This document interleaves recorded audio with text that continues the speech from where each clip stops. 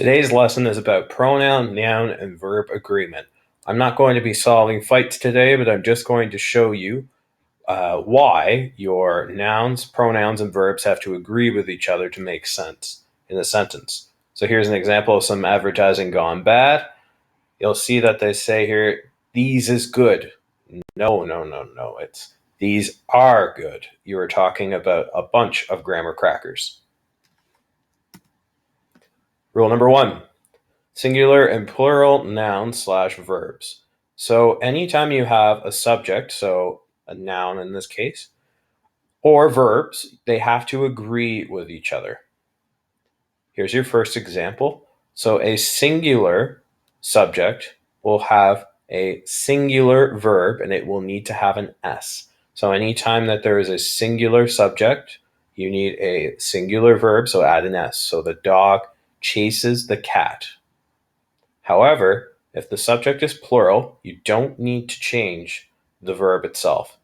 So you'll see that there are a group of dogs here chasing a cat. So the sentence would be, the dogs chase the cat. Anytime that you're talking about something in the past tense, you just change the end of the verb to ed. Problem solved. So both of these work. The dog chased the cat, or the dogs chased the cat. Helping verbs are exempt from these rules. Now I'll use one example here. So what you would do is, let's say you put can into one of these sentences. You would say the dog can chase the cat. You would not need the S anymore. So anytime you use a helping verb, you do not need to change the verb itself. Same works for the dogs can chase the cat. This also applies to personal pronouns as well. So if the dog here was a she, it would still stay the same. She chases the cat. In this case, I don't know what genders these dogs are. It could be they chase the cat. You still use the same conjugation. Now, what happens if you take two subjects and put them together? Well, there's going to be 4 parts to this. So the first part is the compound subject. Now that means we are taking two subjects, putting them together, and we'll have to edit the verb. So here we have one sentence, the mom sees the car. So there's the mom. And then we also have the dad sees the car. So these are two separate images, two separate ideas. What happens if you combine them though? Well, the mom and dad see the car. Because we put the word and, we have joined these two subjects together to be a plural subject. So you need to have a plural verb. It's the same as saying, they see the car. This changes, though, if you're making a choice. So here are the singular sentences again. The mom sees the car. The dad sees the car. And here's where the choice comes in. The mom or the dad sees the car. In this case, the word or separates both subjects. Even though you have compounded the sentence together, you have not compounded the subjects together. So you would still keep it as a singular verb because you have two singular subjects or singular people seeing the car. So the mom or dad sees the car. There's an exception to this rule again, though. Here's an example of two plural subjects in different sentences. So the ladies see the car. You already have the S in the plural subject, so you don't need it in the plural verb. And that's the same here. Same thing here. The men see the car. If you put these two together into the same sentence, you have two plural subjects that you have to choose between. So you would still keep a plural verb. So the ladies or the men see the car. Now, what happens if you have a choice between a singular subject and a plural subject?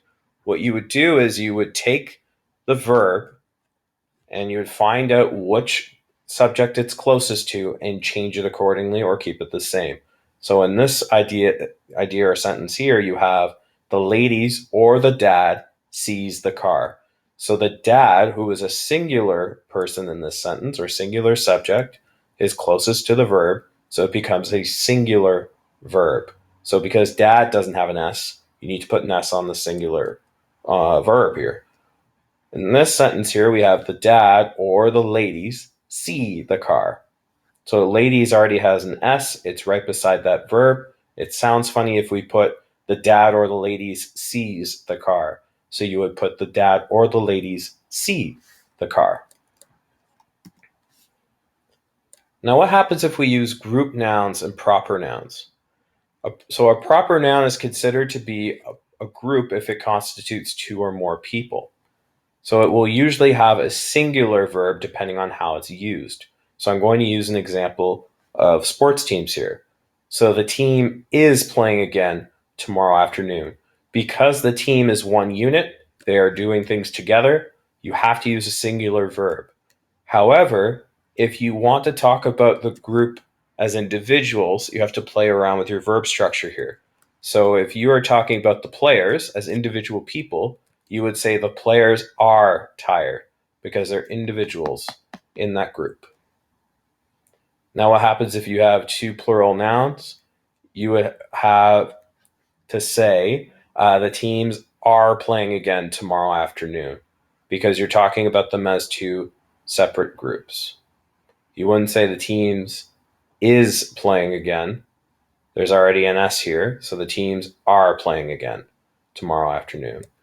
So remember that the team is a singular unit, and you have to differentiate whether or not you're talking about the players themselves, the team itself, or two teams. Now, what happens if there are plural form or singular meaning nouns with an S? For example, mathematics.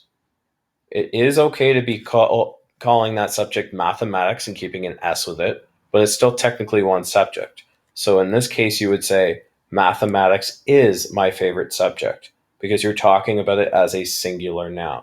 So anytime an S is attached to a noun, but that's the proper name of it, you would use the word is. You wouldn't treat it as a plural form. You treat it as a singular one. And some pronouns sound like they are plural, but they're actually singular group nouns. For example, everyone is dreading the grammar quiz and maybe this presentation. In this case, everyone is one group. So you would say everyone as a group is. So they're one singular group. I wouldn't say everyone are dreading, I'd say everyone is. Some, any, none, all, and most are pronouns that change depending on the context of the sentence. For example, all of the salaries were paid versus all of the salary was paid. You'll see that this is a group. This is singular. So all of the salaries could mean that every single employee's salary was paid for the year. In this second sentence here, what I'm saying is all of the salary was paid. So all of that individual's money was paid out. So you have to be careful how you conjugate things with some, any, none, all, and most because they will say different things. And that is it for today's lesson. Thank you.